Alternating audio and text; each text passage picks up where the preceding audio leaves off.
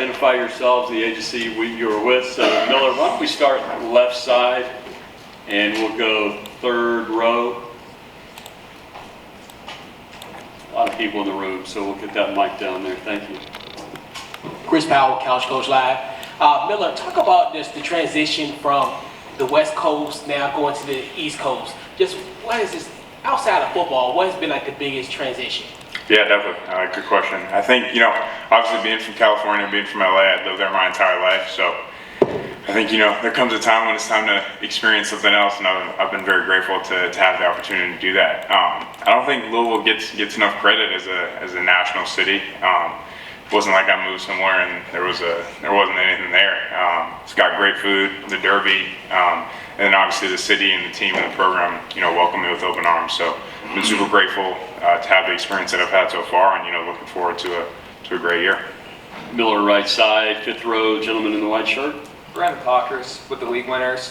When it comes to this offensive scheme, how has your adjustment been with it, whether it be over the spring or over the summer? And as you're now heading in the fall camp, what are you most excited about, whether it's playing in it or what you're going to be able to do within it to attack opposing defenses?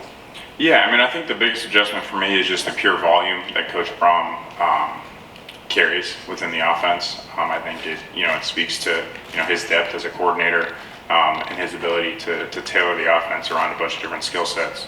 I think going into camp, what I'm most excited about when it comes to the offense is just exercising mastery. I think when you begin to learn offense, obviously there's hearing the play call, going out there and saying, okay, this is my job, this is what I have to do. But I think as you continue to master the elements of the offense, you get the play call. You're like, this is what we want versus this play. If we don't get this is what we're checking to. So I think you can kind of ascend the levels of mastery within a system, and I'm looking forward to continuing to do that. Left side, Miller, second row. Miller, Steve Reed from the AP. When it came right down to it, why did you transfer? What was your personal reasons? What stood out about Louisville? Why did you want to come? Yeah, I think there were very specific things that I was looking for, in a school and an opportunity. And I think, Coach Brom and, the University of Louisville, which obviously includes the program, offered a ton of that.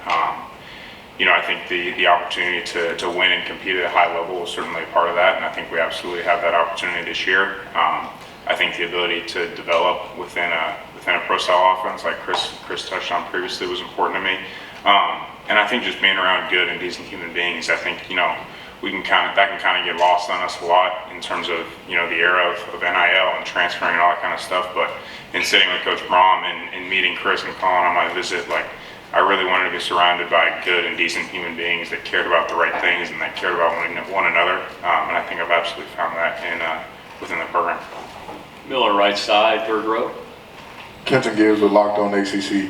Miller, we talk about Brian Brom as a quarterback whisperer and all that, but I would take it a step further and say he's a quarterback whisperer supreme, and that most first-year transfer quarterbacks have their struggles, have their problems, but Coach Brom has turned multiple guys who didn't have great perceptions around them coming in into guys that are viewed much more favorably coming out, with Tyler Shuck being one of the first quarterbacks off the board last year. Was that development in the previous one-year quarterbacks part of what made this decision easy for you to jump to Louisville? Yeah, I think it was certainly an attractive part of it.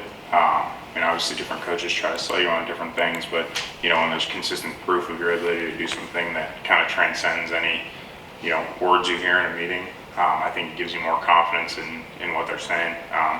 In terms of perception and stuff like that, I'm not overly concerned with that. My main focus is doing everything I can to help our team win games.